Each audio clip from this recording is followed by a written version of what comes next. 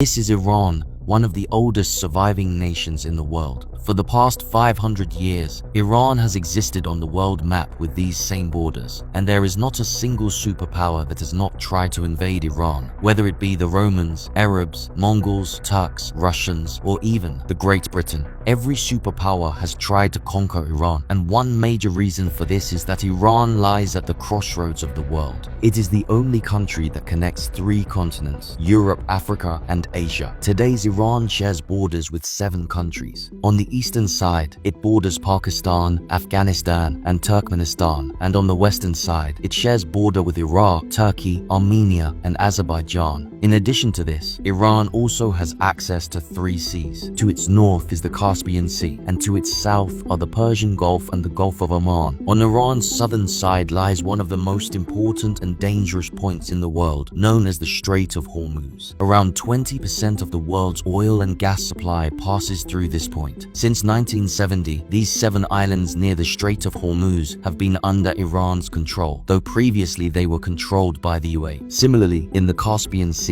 this Ashurada island is also under Iran's control. For the past 40 years, Iran has been a headache for the Western world. But what is the reason for that? Despite having such powerful armies and economies, why no Western country has been able to attack and conquer Iran? This is because all countries know that attacking Iran directly could seriously backfire. One of the major reasons that has made Iran unconquerable is its geography. In today's video, we will explore how Iran's history, geography, and proxy wars have made it so powerful and nearly impossible to conquer.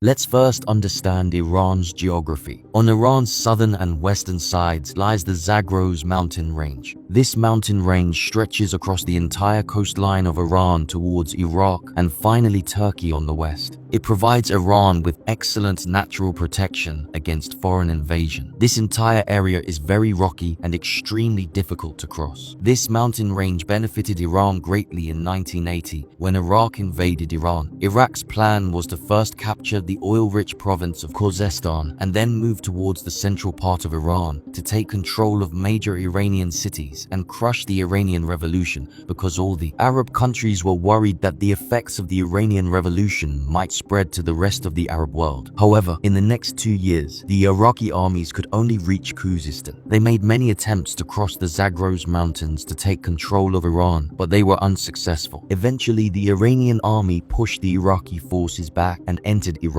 But then they were faced with supply issues, because while the Iraqi army was able to easily get supplies from their cities, the Iranian army found it very difficult to get weapon supplies, as Iran's major depots and cities were on the other side of the Zagros mountain range. This is why, after 8 years, the war ended without any result, and there was no change in the borders of either country. Similarly, on Iran's northern side, along the Caspian Sea, lies the Alborz mountain range, which protects Iran from the north. These mountains not only provide natural protection, but are also extremely rich in natural resources. These mountain ranges are a rich source of uranium, silver, gold, and zinc. Iran also has the largest zinc reserves in the world. This geography became even more valuable in early 20th century when massive oil and gas reserves were discovered near the Persian Gulf. Today, Iran holds nearly 10% of the world's oil and 15% of world's total natural gas reserves. Another geographical feature that gives Iran protection is its 2,500-kilometer long coastline, which borders two seas. Bandar Abbas, Iran's largest seaport, is only 70 kilometers away from one of the world's most significant choke points, the Strait of Hormuz. This choke point is also Iran's biggest geopolitical leverage today. If Iran were to block this point using its navy, the global economy would collapse, as 15% of the world's energy supply passes through here to reach Asia and Europe. Now, even if someone manages to cross this coastline and the 2 mountain ranges and enter Iran, they would then face the second largest barrier, the Lut and Kavir deserts. Lut Desert is known as the hottest place on Earth because in 2005, a temperature of 70 degrees Celsius was recorded here. Because of this tough and unusual geography, conquering Iran has always been nearly impossible. But in today's world, the other factor that makes Iran so powerful